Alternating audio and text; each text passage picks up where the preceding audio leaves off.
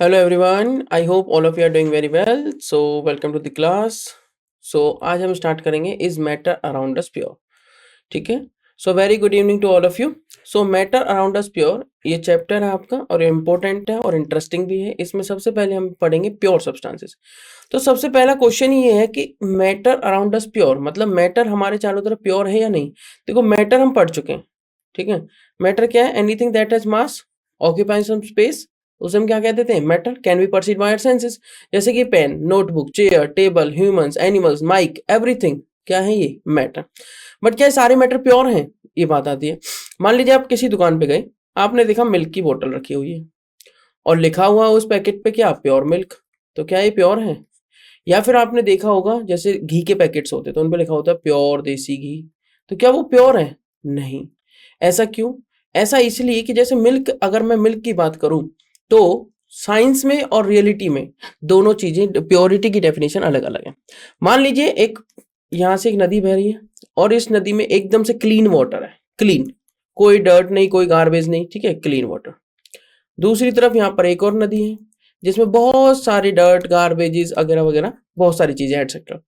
तो ये है डर्टी वाटर. ये कैसा है? Dirty water. तो यहाँ पर तो आप कह सकते हैं कि ये क्लीन वाटर है और ये डर्टी वाटर है, इजीली कह सकते हैं. बट अगर मैं मिल्क की बात करूं तो क्या ये प्योर है? तो नहीं. कैसे मैं बताऊंगा इस बात को? प्योरिटी का जो मीनिंग है हमारी डेली लाइफ में और साइंस में, दोनों में अलग अलग है. प्योरिटी का साइंस में मीनिंग अलग है, वो मैं आपको बताऊंगा. और मिल्क प्योर नहीं है ये मैं आपको बताता हूं, क्योंकि मिल्क में होते हैं फैट ग्लोब्यूल्स प्रेजेंट होते हैं वाटर में. तो milk is not a pure. ये क्या है? एक मिक्सचर है. क्या है? मिक्सचर. प्योर सब्सटेंस नहीं है. प्योर सब्सटेंस दो ही होंगे, या तो एलिमेंट्स या कंपाउंड्स. तो अब हम पढ़ेंगे एलिमेंट्स. आपको बताइए सिंपलेस्ट प्योर सब्सटेंस होते हैं जो हम डिस्कस कर भी चुके हैं और थोड़ा इस चैप्टर में डिस्कस करेंगे. और कंपाउंड्स आपको पता है जब एलिमेंट्स से मिलकर जो बनते हैं उन्हें क्या कहते हैं? कंपाउंड्स. और कंपाउंड्स जो बनते हैं वो केमिकली कंबाइंड होते हैं, कंबाइंड होकर बनते हैं एलिमेंट से. तो इन सभी बातों को हम इस चैप्टर में डिस्कस करने जा रहे हैं. तो सबसे पहली बात आती है प्योर सब्सटेंस में. A homogeneous material which contains particles of only one kind and has a definite set of properties is called a pure substance. Pure substance का मतलब ही क्या हुआ? Pure substance का मतलब है constant composition होनी चाहिए थ्रू आउट दी मिक्सचर या थ्रू आउट दी सैंपल. आप बोलेंगे मिक्सचर ना बोल के क्या बोलेंगे? Through out the sample. तो होमोजीनियस जो मटेरियल हो जो कंटेन करो पार्टिकल ओनली वन काइंड के, एक ही टाइप के पार्टिकल. जैसे मिल्क में दो टाइप के पार्टिकल हो गए, फैट ग्लोब्यूल्स भी है और वाटर भी है. तो दो टाइप के पार्टिकल हो गए, वो एक टाइप के पार्टिकल नहीं है. Has a definite set of properties is called pure substance. Example जैसे आयरन. आयरन का कोई भी पीस ले लो आप आयरन की प्रॉपर्टी यहां से चेक कर लो, यहां से चेक करो, यहां से चेक करो, इधर से चेक करो, इधर से चेक करो. क्या आयरन का मेल्टिंग पॉइंट बदल जाएगा? नहीं. आयरन की प्रॉपर्टीज वो ही रहेंगी. मतलब हुआ क्या कि आयरन एक प्योर सब्सटेंस है. आयरन एलिमेंट का सिंबल होता है Fe. ठीक है. और Fe एलिमेंट बना होता है सिर्फ आयरन एटम से, जिसमें Fe के एटम्स होते हैं. क्लियर? उसके बाद ऐसे आप ले सकते हो सिल्वर मतलब Ag. ऑक्सीजन, जैसे हमारे चारों तरफ ऑक्सीजन प्रेजेंट है, O2 O2 O2 O2. तो चारों तरफ क्या प्रेजेंट है? Only O2. ओनली क्या प्रेजेंट है? O2. क्या ऑक्सीजन का फॉर्मूला चेंज हो सकता है? क्या आप O4 को ऑक्सीजन बोलोगे? क्या आप O को ऑक्सीजन बोलोगे? नहीं. O2 ही एक ऑक्सीजन का मॉलिक्यूल है और वो इसी फॉर्म में रहता है एयर में. क्लियर? तो ये क्या है? एक प्योर सब्सटेंस है. Same sulphur, sulphur S8. Carbon dioxide जिसका फॉर्मूला हमेशा फिक्स रहेगा CO2. चाहे आप यहां पर हैं, घर पर हैं, रिलेटिव के पास है, स्कूल में, कहीं पर, आप जब भी गैस एक्सेल करेंगे तो कौन सी? CO2. इनहेल कौन सी गैस करेंगे? O2. तो एक्सेल करते टाइम हमेशा कौन सी आएगी? कार्बन डाइऑक्साइड, जिसे हम क्या कहेंगे? CO2. क्लियर? एटसेट्रा. ये आपके प्योर सब्सटेंसेस है because each of them has only one kind of particles. क्योंकि इन सभी के पास सिर्फ एक ही टाइप के पार्टिकल्स हैं, वो हैं इनके खुद के पार्टिकल्स. आयरन के पास आयरन के एटम्स, सिल्वर के पास सिल्वर के एटम्स, सल्फर के पास सल्फर के एटम्स. क्लियर? ऑक्सीजन मॉलिक्यूल में ऑक्सीजन के एटम्स. ठीक है. इस तरीके से आप प्योर सब्सटेंसेस को समझ सकते हैं. प्योर सब्सटेंसेस की कैरेक्टरिस्टिक क्या है? कैसे पहचानेंगे कि ये चीज प्योर है या नहीं है? प्योर सब्सटेंस पहली बात तो रहेगा होमोजीनियस. कैसा रहेगा? Homogeneous. Throughout the sample constant composition और कांस्टेंट प्रॉपर्टीज रहेंगी. थ्रू आउट दी सैंपल क्या रहेंगी? Constant composition, constant properties. Clear? Pure substance has a definite set of properties. उसकी प्रॉपर्टीज एक पर्टिकुलर सेट होता है और फिक्स्ड रहती हैं. These properties are different from the properties of other substances. अब मान लीजिए आप कहने लगे जो वाटर जैसे सॉरी वाटर के अंदर जैसी प्रॉपर्टीज हैं वही CO2 के अंदर है, नहीं ऐसा थोड़ी होता है। वाटर के अंदर अलग प्रॉपर्टीज है। आप कह रहे हो वाटर की जो प्रॉपर्टीज है वही H2O2 की प्रॉपर्टीज है, नहीं ऐसा नहीं हो सकता। कि जो आपकी प्योर सब्सटेंसेस है उनकी प्रॉपर्टीज एक दूसरे से क्या होती हैं, अलग। उनकी प्रॉपर्टीज एक दूसरे से क्या होती हैं, अलग। So these properties are different from the properties of other substances. अब बात क्या आती है, the composition of a pure substance can not be altered by any physical means. आप कहने लगे H2O, तो मैं डिस्टिलेशन कर रहा हूं, मैं फिल्ट्रेशन कर रहा हूं और मैं ऑक्सीजन को अलग कर देता हूं इससे, क्या ऐसा पॉसिबल है? नहीं। आप उसको सेडिमेंटेशन कर रहे हैं H2O को, या और कोई प्रोसेस कर रहे हैं, फिजिकली प्रोसेस कर रहे हैं तो क्या आप उसे अलग कर सकते हैं? नहीं। तो फिजिकली मीन से इनके कॉन्स्टिट्यूएंट पार्टिकल्स को अलग करना पॉसिबल नहीं है। तो मैं क्या कहूंगा, pure substances can not be altered bye any physical means. ठीक है, ये हमारी हुई प्योर सब्सटेंस। देखो मैं बार बार प्योर सब्सटेंस वर्ड का यूज कर रहा हूँ, प्योर सब्सटेंस को कैटेगराइज भी करेंगे। नेक्स्ट जो बात आती है वो आती है कि मैटर। मैटर की स्पेलिंग जो आप लिखेंगे MATTER, ध्यान रखना है, यहाँ थोड़ा मिसप्रिंट हो गया।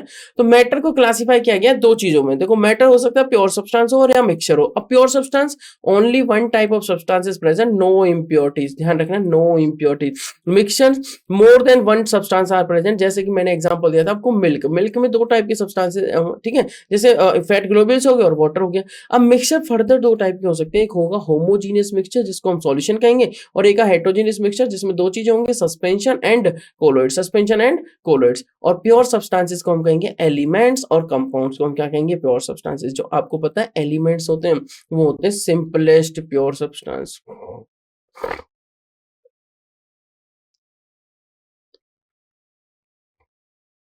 और जो कंपाउंड्स होते हैं वो बनते हैं, वो केमिकली कंबाइंड होते हैं। एलिमेंट्स क्या होते हैं, केमिकली कंबाइंड। भाई दो एलिमेंट्स आए, भाई आयरन आया, समझिए ध्यान से, और सल्फर आया। आयरन सल्फर केमिकली कंबाइंड हो गए, मतलब हीट होके और बन गया FeS। तो FeS इज ए कंपाउंड, किससे बना है, Fe और S से। आपको एक इंटरेस्टिंग बात बताऊं, compounds do not show the properties of its constituents. आप कहने लगे आयरन तो मैग्नेटिक है, मान लीजिए यहाँ पे आयरन की फाइलिंग्स पड़े हुए हैं, ठीक है, आयरन के फाइलिंग्स हैं, और मैंने सल्फर पाउडर को मिक्स कर दिया। अभी फिजिकली मिक्स किया, मैं एक मैग्नेट लेके आया और इसके पास तो आयरन के फाइलिंग्स उसकी तरफ अट्रैक्ट होने लगे। बट जैसे ही मैंने उसको हीट कर दिया, एक टेस्ट ट्यूब में डाल के हीट करने के बाद आफ्टर हीटिंग, मैं लिखता हूँ आफ्टर हीटिंग हुआ क्या, मेरे पास फॉर्म हो गया FeS। ठीक है, FeS ये बन गया FeS। अब ना तो कोई आयरन है ना कोई सल्फर है। अब मैं इसके पास मैग्नेट को लेके आया, ये है मेरी मैग्नेट, लिख देते हैं इस पर मैग्नेट।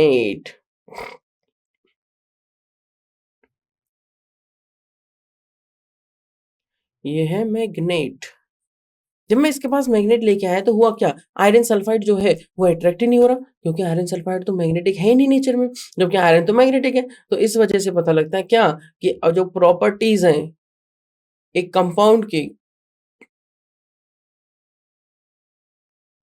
वो डिफरेंट है अपने कॉन्स्टिट्यूएंट एलिमेंट से। मतलब कंपाउंड्स अपने कॉन्स्टिट्यूएंट एलिमेंट्स की प्रॉपर्टी शो नहीं करता। उसके बाद हम डिस्कस करेंगे होमोजेनियस मिक्सचर, हेटेरोजेनियस मिक्सचर, इन सभी बातों को डिटेल में डिस्कस करेंगे। तो चलिए पहले स्टार्ट करते हैं एलिमेंट से। प्योर सब्सटेंस में मैंने दो कैटेगरीज बताई, एक आपको बताई एलिमेंट्स और एक आपको बताई कंपाउंड। अगर मैं एलिमेंट को डिस्कस करूं तो आपको पता है, देखो आप अपने चारों तरफ बहुत सारी चीजें देख रहे हो फिलहाल, राइट।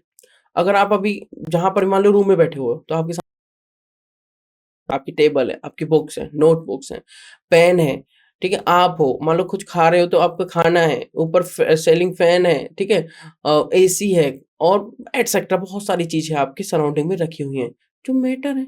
मैटर मतलब वो स्पेस ऑक्यूपाई कर रही है, उनके पास मास है, उनको हम they can be perceived by our senses, तो उसे हम क्या कहेंगे, मैटर। मैटर बना हुआ है एटम से। अब हुआ क्या, एलिमेंट्स। आपके चारों तरफ एलिमेंट्स हैं या नहीं, कैसे पता लगे, बिल्कुल है। आप जो आयरन की चीजें यूज कर रहे हो वो किससे बनी हुई है, Fe से, और Fe क्या है, एक एलिमेंट। आयरन क्या है, एक एलिमेंट। आयरन क्या है, एक एलिमेंट, ठीक है। तो आप जो सिंपलेस्ट प्योर सब्सटेंस होता है उसे हम Fe एलिमेंट कहते हैं, ठीक है। तो प्योर सब्सटेंस एलिमेंट्स क्या है, सिंपलेस्ट प्योर सब्सटेंस जिनको फर्दर डिवाइड ना किया जा सके इनटू टू और मोर सिंपलर सब्सटेंसेस, ठीक है। जैसे Fe को फिर से डिवाइड नहीं कर सकते कि आप कहने लगे Fe को डिवाइड कर दो F और E में, नहीं ऐसा थोड़ी पॉसिबल है। तो इनको सिंपलेस्ट प्योर सब्सटेंस इसलिए कहा जाता है क्योंकि इससे ज्यादा सिंपलेस्ट सब्सटेंस में इनको डिवाइड नहीं किया जा सकता, ठीक है, बाय एनी केमिकल मींस द्वारा। दोबारा भी नहीं। ऐसा नहीं कि आप फिजिकली नहीं, केमिकली भी आप इनको क्या नहीं कर सकते, और ज्यादा डिवाइड फर्दर नहीं कर सकते। ठीक है, सिंपलर सब्सटेंस की बात कर रहा हूं, और ज्यादा फर्दर सिंपलर सब्सटेंस में डिवाइड नहीं कर सकते। एग्जाम्पल आपके हाइड्रोजन, ऑक्सीजन, नाइट्रोजन, अभी मैं सबके सिंबल्स लिख रहा हूँ ओनली, ठीक है, मॉलिक्यूल्स की बात नहीं कर रहा हूँ, सिंबल्स, इनके एलिमेंट्स के सिंबल्स लिख रहा हूँ। कॉपर का सिंबल Cu, जेटन का सिंबल, जेटन का मतलब जेड, जिंक, टिन का मतलब Sn, लेड का मतलब Pb, ठीक है, मरकरी Hg होता है। ये सब इनके लैटिन नेम्स और उनकी वजह से आए हैं। जैसे मरकरी का लैटिन नेम प्लम्बम होता है, सॉरी लेड का लैटिन नेम प्लम्बम होता है, इस तरीके से। ऐसे मरकरी का लैटिन नेम होता है हाइड्रार्जिरम, ठीक है, और उस वजह से मरकरी का सिंबल Hg हो जाता है। तो ये सब सिंबल्स जो है वो आप ऑलरेडी पढ़ चुके हो प्रीवियस क्लासेस में, और आपको पता ही है कि किस तरीके से सिंबल्स आते हैं। These all are elements. These all are elements, as they cannot be further divided or subdivided into simpler parts by any chemical means. तो इस बात को हम कहेंगे एलिमेंट्स। आपको पता है हमारी एक पीरियडिक टेबल होती है जिसमें 118 एलिमेंट्स प्रेजेंट है। वो कुछ इस तरीके की दिखती है। जब आप नेक्स्ट ग्रेड में जाओगे तो आपको पता लगेगा कि पीरियडिक टेबल क्या होती है। उसमें इन 118 एलिमेंट्स को प्रॉपरली तरीके से मैनेज किया गया, ऑर्गेनाइज किया गया है। क्लियर? तो 118 elements have been discovered so far. A substance made up of the atoms with same atomic number is called an element. आप ऐसे भी कह सकते हैं एक सब्सटेंस जो बना हो एटम से with same atomic number।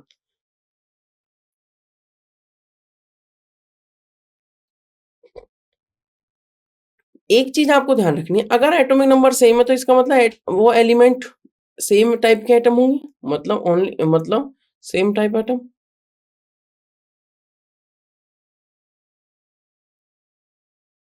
भाई आप ही सोचिए, अगर कोई सब्सटेंस बना हुआ एटम से और जिनका सेम एटॉमिक नंबर है तो वो एक ही टाइप के तो एटम्स हुए सारे, उनको हम एलिमेंट्स कहते हैं। तो elements are made up of only one kind of atoms. Move करें नेक्स्ट बात पे। अब एलिमेंट्स को क्लासिफाई किया गया। हमारे सराउंडिंग में बहुत सारे एलिमेंट प्रेजेंट है। हमारे सराउंडिंग में आयरन भी प्रेजेंट है, हमारे सराउंडिंग में हाइड्रोजन प्रेजेंट है, ऑक्सीजन भी प्रेजेंट है, हमारे सराउंडिंग में और भी बहुत सारी चीजें प्रेजेंट है, जैसे मर्क्यूरी भी प्रेजेंट है।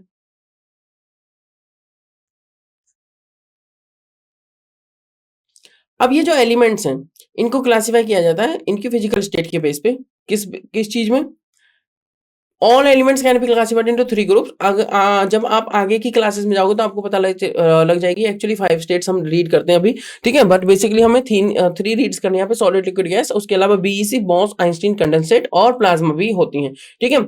स्टेट्स ऑफ मैटर, ये स्टेट्स ऑफ मैटर आ गए। एक्चुअली जो मैटर को 3 चीज में क्लासिफाइड किया जाता है, एलिमेंट्स को सॉलिड्स, लिक्विड एंड गैस आप कह सकते हैं, ठीक है। ये जो क्लासिफिकेशन है ये किस चीज की है? ये है स्टेट्स ऑफ मैटर की, ठीक है। ये मैटर की स्टेट्स है, ये मैटर की स्टेट है, ठीक है। मैटर की स्टेट्स जो हम पढ़ रहे हैं, states of matter, physical states के बेस पे वो हम बोलेंगे solid,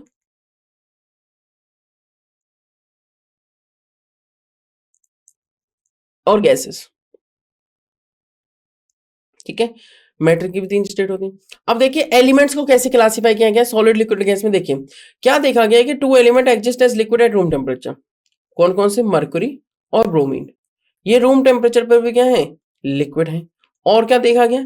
11 elements exist as gases at room temperature. 11 elements room temperature पे गैस है। They are hydrogen, nitrogen, oxygen, fluorine, chlorine, helium, neon, argon, krypton, xenon and radon, ठीक है। ये तो सारी नोबल गैसेस हैं, helium, neon, argon, krypton, xenon and radon. और hydrogen, nitrogen, oxygen, fluorine and chlorine, ये भी आपको याद रखनी है। तो 11, देखो 2 तो ऐसे हैं जो क्या है? लिक्विड है रूम टेम्परेचर पे, जब ब्रोमीन और मर्करी। और 11 ऐसे हैं जो क्या है? Gaseous at room temperature. और remaining 102 elements are solids at room temperature. Remaining 102 जो है वो क्या है? सॉलिड्स हैं। किस पे? रूम टेम्परेचर पे। क्या है? सॉलिड्स एट रूम टेम्परेचर, ठीक है। बाकी जो बच चुके हैं वो क्या है? सॉलिड्स है रूम टेम्परेचर पे। 118 एलिमेंट्स में आपको लेना है, ठीक है। तो कितने रह गए आप खुद आइडिया लगा सकते हैं, ठीक है। उसके बाद मूव करेंगे नेक्स्ट बात पर। Elements can be classified as metals, non metals and metalloids. तो there are actually 22 non metals and 93 metals, ठीक है। Amongst all the metals only mercury is a liquid metal, जिसका सिंबल होता है Hg, जो कि लिक्विड मेटल है at room temperature. Next जो बात आती है, all other metals are solids, जैसे आपका स्कैंडियम हो गया, टाइटेनियम हो गया, राइट, आयरन हो गया, जिंक हो गया, these are all solids. Amongest the 22 non metals 10 non metals are solid. कितने नॉन मेटल सॉलिड है? 10। They are boron, carbon, silicon, phosphorus, sulphur, selenium, arsenic, tellurium, iodine, astatine, ठीक है। उसके बाद एक नॉन मेटल है जो ब्रोमीन है, वो लिक्विड है। 5 नॉन मेटल्स, ये लिखा हुआ है 5 non metals, hydrogen, nitrogen, oxygen, fluorine and chlorine are chemically inert, नहीं एक्टिव गैसेस, नॉट इनर्ट, ठीक है, they are chemically active gases. Next आता है 6 नॉन मेटल्स। 6 नॉन मेटल्स आपकी इनएक्टिव है, मतलब इनर्ट है। Helium, neon, argon, krypton, xenon and radon. And these are also called noble gases और रेयर गैसेस। क्या कहते हैं इन्हें हम? नोबल गैसेस और रेयर गैसेस और इनर्ट गैसेस। और क्या कहेंगे? Inert gases. ठीक है जी, इन्हें क्या कहा जाता है? नोबल गैसेस, रेयर गैसेस या फिर इनर्ट गैसेस। अच्छा, अब एक वर्ड आता है मेटलोइड। अभी मेटलोइड कहाँ से आ गया? मेटलोइड्स क्या है? देयर आर फ्यू एलिमेंट्स, कुछ ऐसे भी एलिमेंट्स हैं जिनके पास कुछ प्रॉपर्टीज तो मेटल्स की हैं और कुछ प्रॉपर्टीज किसकी हैं? नॉन मेटल्स की। जैसे कि मान लीजिए आप सिलिकॉन ले लेते हैं, सो सिलिकॉन ब्रिटल भी है नेचर में, ठीक है। तो for example they look like metals but they are brittle like non metals, they are brittle like non metal. जैसे आप सिलिकॉन ले सकते हैं, तो ये लस्ट्रस भी है और क्या है? ब्रिटल भी नेचर में। तो लस्ट्रस हो गया मेटेलिक प्रॉपर्टी और ब्रिटल हो गया नॉन मेटेलिक प्रॉपर्टी। तो इस तरीके से they are neither conductors of electricity like metals nor insulators like non-metals, actually they are semiconductor, मतलब in between metals and non-metals। तो ना तो वो completely metals की प्रॉपर्टी शो कर रहे हैं, ना completely non-metals की शो कर रहे हैं, they are semiconductor।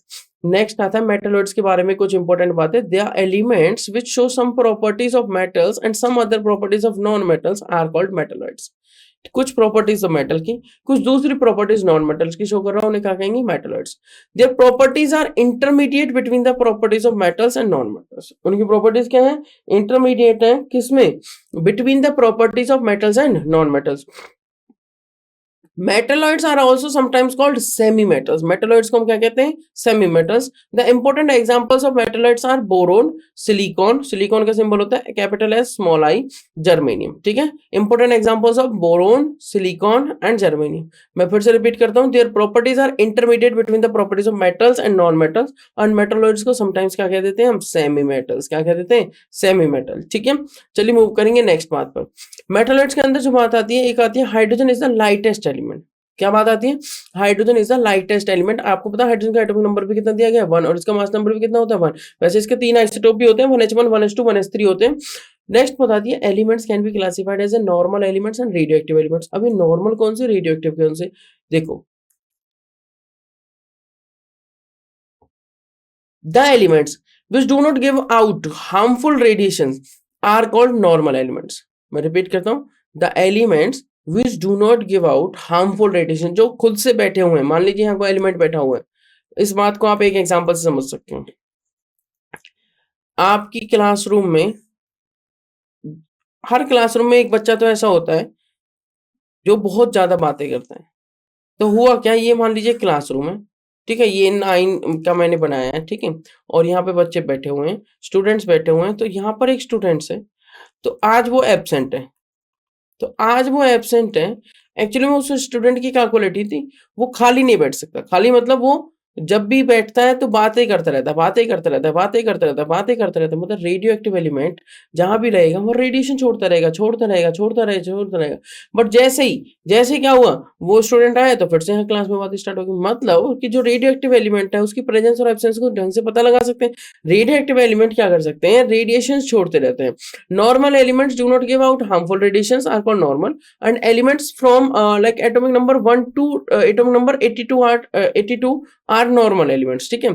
But the elements रहेंगे which given out harmful radiations are called radioactive elements। और एक्चुअली में elements atomic number 83 to atomic number 112, 114, 116 and 118 these are radioactive in nature। तो ये क्या है आपके? रेडियोएक्टिव in nature में। क्या है? रेडियोएक्टिव नेचर में। क्लियर? ये चीज आपको क्या रखनी है? माइंड में रखनी है। चलिए, अब एलिमेंट्स की बातें तो हो गई खत्म। नेक्स्ट बात आती है कंपाउंड्स की। अब कंपाउंड्स है क्या? कंपाउंड्स मैंने जैसे बताया आपको, SO2, H2O, HNO3, ये सभी क्या है? कंपाउंड्स। तो प्योर सब्सटेंस है विच इज कंपोज्ड ऑफ 2 और मोर एलिमेंट्स, जो बना हुआ 2 और 2 से ज्यादा एलिमेंट्स के द्वारा, ठीक है, विच इज कंपोज्ड ऑफ 2 और मोर एलिमेंट्स। इस चीज का आपको विशेष रूप से ध्यान रखना है, विच इज कंपोज्ड ऑफ 2 और more elements and combined chemically in a definite ratio। Ratio definite रहेगा। ऐसा नहीं कि सल्फर डाइऑक्साइड का फॉर्मूला चेंज हो जाए, नहीं ये तो SO2 ही रहेगा। ऐसा नहीं वाटर का फॉर्मूला चेंज होगा, H2O ही रहेगा, कार्बन डाइऑक्साइड CO2 रहेगी, HCl ही रहेगा। तो रेशियो इसका डेफिनेट रहेगा, कांस्टेंट रहेगा। Such that it can be broken into elements only by chemical means is called compound. और इनको फिजिकली, ऐसा नहीं कि आपने SO2 को फिजिकली अलग कर दिया, नहीं, केमिकली इनको अलग कर सकते हैं, बट फिजिकली अलग करना पॉसिबल नहीं है। क्लियर? इफ टू और more elements present in a compound are called constituents और कंपोनेंट्स ऑफ द कंपाउंड्स। अगर दो या दो से ज्यादा एलिमेंट्स प्रेजेंट है, जैसे मान लो SO2 है, तो इसके कॉन्स्टिट्यूएंट कौन हुए? Sulphur and oxygen. ठीक है, इस टाइप से। तो कॉन्स्टिट्यूएंट्स किसको बोलेंगे हम? कॉन्स्टिट्यूएंट्स या कंपोनेंट्स ऑफ द कंपाउंड्स, जो एलिमेंट्स उसमें प्रेजेंट होते हैं। ठीक है, उन्हें क्या कहते थे हम? कॉन्स्टिट्यूएंट्स और components of the compounds. Next बात आती है, फॉर एग्जांपल वाटर एक कंपाउंड है जिसका फॉर्मूला है H2O। वाटर किससे बना हुआ है? वाटर बना हुआ हाइड्रोजन एंड ऑक्सीजन से। रेशियो फिक्स्ड है। अगर मास रेशियो की बात करूं तो 1:8 में है, मतलब according to law of definite proportion और लॉ ऑफ कंजर्वेशन मास, इन बातों को आप पढ़ चुके हैं। तो ये होएगा 2:16। तो सिंपलेस्ट रेशियो आएगा 1:8। मतलब ये जो 1:8 है ना बाय वेट, ये फिक्स्ड रहेगा। ठीक है। Water can be broken into its constituents only by electrochemical methods. ठीक है, जैसे इलेक्ट्रोलिसिस ऑफ वाटर हम कर सकते हैं, इलेक्ट्रिक करंट पास करके हम इसको अलग कर सकते हैं। H2O को इलेक्ट्रिसिटी पास करके डिकम्पोजिशन रिएक्शन कर सकते हो, आपने पढ़ी भी होगी और आप नेक्स्ट क्लास में पढ़ोगे। इंपॉर्टेंट रिएक्शन है decomposition of water, electrolysis of water, जिसको हम बोल देते हैं क्या? Electrolytic method. ठीक है, इलेक्ट्रोलिटिक डिकम्पोजिशन की बन जाता है H2 और O2 में, तो ये बन जाता है 2H2 प्लस O2। ठीक है, यहाँ पे क्या पास करनी होती है हमें? इलेक्ट्रिसिटी। क्या पास करनी होती है? इलेक्ट्रिसिटी। बस इन चीजों का आपको क्या रखना है? ध्यान रखना है। और आपका क्या हो जाता है? प्रोडक्ट बन के आ जाता है hydrogen and oxygen gas. Clear? Move करेंगे नेक्स्ट बात पे। The compounds can be further classified as acids, bases and salts. Acid जैसे HCl, HNO3, H2SO4 etcetera. Bases जैसे KOH के like NaOH, calcium hydroxide, barium hydroxide etcetera. ठीक है, ये आपके क्या होंगे? बेसिस होंगे। ये आपके क्या होंगे? बेसिस होंगे। सॉल्ट जैसे कि आपके NaCl, KCl एटसेट्रा। ठीक है, तो compounds can be further classified as acid, bases and salts. Sulphuric acid, nitric acid, hydrochloric acid, जैसे कि मैंने बताया। फॉर्मिक एसिड HCOOH हो गया। ठीक है, सल्फ्यूरिक एसिड का फॉर्मूला H2SO4। फॉर्मूला सारे नोट कर रखने हैं। ठीक है, HNO3 nitric acid, HCl hydrochloric acid, HCOOH formic acid are the compound. जैसे CH3COOH एसिटिक एसिड, ये भी लिख लीजिए, CH3COOH एसिटिक एसिड। इनको एसिड्स में क्लासिफाई किया जाता है। Sodium hydroxide NaOH, potassium hydroxide KOH, zinc hydroxide ZnOH whole twice. ठीक है, और कैल्शियम हाइड्रोक्साइड जिसको हम स्लैक्ड लाइम भी बोलते हैं। क्या बोलते हैं? Slaked lime. ये हमारा क्या है? Slaked lime. इनको ऐसे बेस बोला गया है। MgOH होल ट्वाइस हो गया, इनको क्या बोला गया है? बेस। क्या बोला गया है? बेस। नेक्स्ट जो बात आती है वो आती है अमोनियम क्लोराइड। अमोनियम क्लोराइड क्या है? NH4Cl। अमोनियम क्लोराइड क्या है आपका? NH4Cl। Zinc sulphate, lead nitrate and calcium carbonate. ठीक है, लेड नाइट्रेट का फॉर्मूला PbNO3 होल ट्वाइस। इनको एज ए सॉल्ट्स क्लासिफाई किया गया। कैसे क्लासिफाई किया गया? Salts. It must be pointed out that the salts are formed by the chemical reaction between acids and bases. Salts कैसे बनते हैं? Salts are formed by the chemical reaction between acids and bases. मान लीजिए कोई acid react करता है base के साथ, तो आपका बनता है सॉल्ट एंड वाटर। डिपेंड करता है। सॉल्ट देखो तीन तरह का हो सकता है, न्यूट्रल हो सकता है, एसिडिक हो सकता है, बेसिक हो सकता है। इस बात को भी मैं डिस्कस करूंगा आपसे आगे। मैं एक एग्जांपल देता हूँ एसिड प्लस बेस का। जैसे मान लीजिए HCl ने रिएक्शन करी NaOH के साथ, तो एक तरह से डबल डिकम्पोजिशन हो रहा है। ठीक है, तो Na किसके साथ जुड़ जाएगा? Cl के साथ। तो ये बन गया सॉल्ट। अगर मैं इसका नेचर बताऊं तो ये न्यूट्रल सॉल्ट है।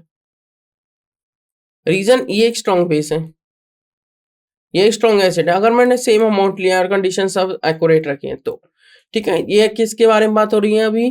नेक्स्ट बात है, most of the materials around us are not pure substances, जैसा कि मैंने बताया, but contain more than one substances, elements और compounds. Such materials are called mixtures. ऐसे मटेरियल्स को क्या कहा जाता है? मिक्सचर। सबसे अच्छा एग्जांपल मैंने आपको मिल्क दिया, उसके बाद आप देख सकते हैं एयर। अब मिक्सचर की डेफिनेशन क्या वो समझ लेते हैं। व्हेन टू और मोर, when two or more substances, elements, compounds or are mixed together in any proportion such that they do not undergo any chemical change। ठीक है, जब दो या दो से ज्यादा सब्सटेंसेस को मिलाया जाता है, किसी भी प्रोपोर्शन में मिला दो, किसी भी, ऐसा नहीं कि सिर्फ एक फिक्स्ड प्रोपोर्शन, नहीं, किसी भी प्रोपोर्शन में मिला इसको, बट वो किसी केमिकल चेंज में ना जा रहे हो, जैसे शुगर को वाटर में मिलाया, ऐसा नहीं कि वो किसी केमिकल चेंज में चलेगी, कुछ और बन के आ गया, नहीं, ठीक है, such that they do not undergo any chemical change but retain their individual properties, individual characteristics को भी रिटेन रखें। जैसे सॉल्ट को वाटर में मिलाया, अगर ऐसा नहीं है कि वो अपने इंडिविजुअल प्रॉपर्टीज को खो देंगे, नहीं, आप उन्हें सिंपल एक मान लीजिए धूप में रख दीजिए, थोड़ी देर हीट कर दीजिए, वाटर वेपर्स की फॉर्म में निकल जाएगा, सॉल्ट रह जाएगा, तो इजीली आप उसको सेपरेट भी कर सकते हो। बट सॉल्ट की प्रॉपर्टीज अभी भी सॉल्ट की रहेंगी और वाटर की प्रॉपर्टीज वाटर की रहेंगी, तो रिजल्टिंग प्रोडक्ट को हम क्या कहेंगे, मिक्सचर। अब मिक्सचर देखो दो टाइप के होंगे, एक होमोजीनियस मिक्सचर होगा और एक हेट्रोजीनियस। मैंने पढ़ा है होमोजीनियस मिक्सचर और हेटेरोजीनियस मिक्सचर।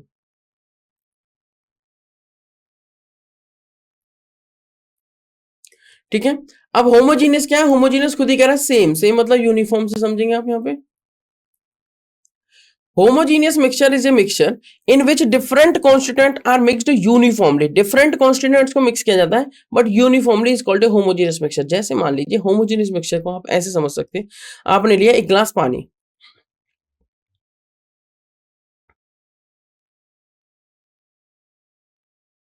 आपने कहा मैं इसमें ऐड करता हूं शुगर, कर दीजिए शुगर एंड, ये आ गई शुगर, डिसॉल्व हो गई। आपने कहा मैं तो इसमें ब्लैक सॉल्ट भी ऐड करता हूं,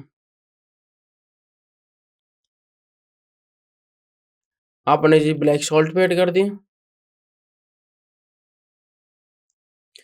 आपने कहा मैं तो इसमें लेमन भी ऐड करता हूँ, ये लो जी आ गया लेमन। अब इतनी सारी चीजें ऐड करने के बाद आप इसे पी जाइए। अरे मेरा कहने का मतलब एक तरह से नींबू पानी नहीं बन गया। तो नींबू पानी क्या है, नींबू पानी क्या है, अगर आप उसको कॉम्पोजिशन को सही रखें, मतलब जो लेमन है वो लेमन एक्सट्रैक्ट ऐड करें, ना कि वो उसके सीड्स वगैरह, ठीक है। तो होगा क्या, आप कहीं से भी टेस्ट करिए, देखिए ध्यान से समझिएगा इस बात को, आप यहाँ से टेस्ट करिए, यहाँ से टेस्ट करिए, यहाँ से टेस्ट करिए, यहाँ से टेस्ट करिए, यहाँ से टेस्ट करिए, यहाँ से टेस्ट करिए, आप सिप की हेल्प से, स्ट्रॉ की हेल्प से कहीं से भी सिप लीजिए, आपको टेस्ट सेम आएगा।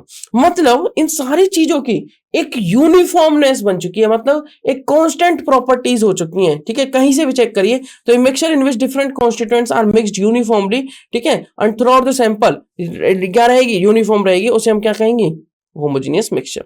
नेक्स्ट एग्जांपल आप यहाँ पर ले सकते हैं, बहुत सारे एग्जांपल्स जैसे all solutions such as solutions of common salt, copper sulphate, sugar etcetera are called solutions, मतलब वाटर में मिक्स किया गया इनको, ठीक है, are example of homogeneous solutions, mixtures आप कह सकते हैं। Alloys, alloys such as brass, brass किससे बना हुआ है, कॉपर एंड जिंक से। Bronze are examples of what, homogeneous solid solutions of metals. Next आता है हेट्रोजीनियस, कह रहा है खुद वर्ड डिफरेंट, मतलब एक mixture in which different constituents are not mixed uniformly is called a heterogeneous mixture. आप इसको इस एग्जांपल से समझ सकते हैं, मान लीजिए आपने यहाँ पे लिया वाटर और दूसरे एग्जांपल में आपने वाटर लिया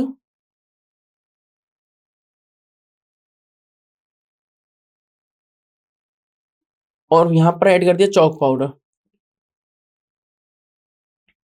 होगा क्या, मिक्स कर दिया, थोड़ी देर घूमता रहेगा, थोड़ी देर बाद नीचे सेटल डाउन हो जाएगा, मान लीजिए सैंड सेटल डाउन होगी, क्या वो सेटल डाउन होगा होमोजीनियस वाला, नहीं, मान लीजिए ये चॉक पाउडर सेटल डाउन होगा। अभी होगा क्या, बात ये है कि ये सैंड है और ये क्या चॉक पाउडर, ऊपर ऊपर अगर आप चेक करेंगे तो वाटर ज्यादा है, नीचे सैंड ज्यादा है, मतलब एक यूनिफॉर्म सी कॉम्पोजिशन नहीं हुई थ्रू आउट दी सैंपल। तो आप क्या लिखेंगे, mixture in which different constituents are not mixed uniformly, ठीक है, is called a heterogeneous mixture. Next आता है मिक्सचर और कंपाउंड के बीच में डिफरेंस। अब मिक्सचर क्या है, देखिए ध्यान से समझिए, मिक्सचर और कंपाउंड्स के बीच में डिफरेंस जो हम करेंगे वो हम करेंगे अपनी नेक्स्ट क्लास में। तब तक के लिए आपसे आपको एक बार क्विकली रिकॉल कराते हैं आप यहाँ आज हमने किया क्या है, और फिर उसके बाद हम मिलेंगे अपनी नेक्स्ट क्लास में, ठीक है। हमने प्योर सब्सटेंसेस को समझा। प्योर सब्सटेंसेस जैसे कि मैंने आपको बताया मेनली दो तरह के होंगे, एक एलिमेंट्स और एक कंपाउंड्स,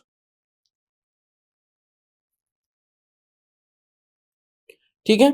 उससे पहले मैंने आपको ये बताया था कि प्योर मैटर को क्लासिफिकेशन कर सकते हैं हम,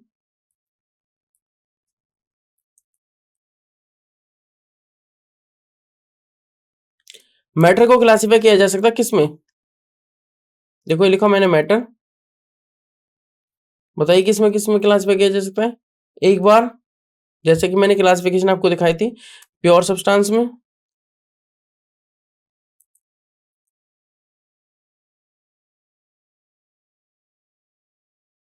और मिक्सचर में। मिक्सचर को फर्दर क्लासिफाई किया था होमोजीनियस मिक्सचर और हेट्रोजीनियस मिक्सचर। प्योर सब्सटेंस को भी क्लासिफाई किया था किसमें, एलिमेंट्स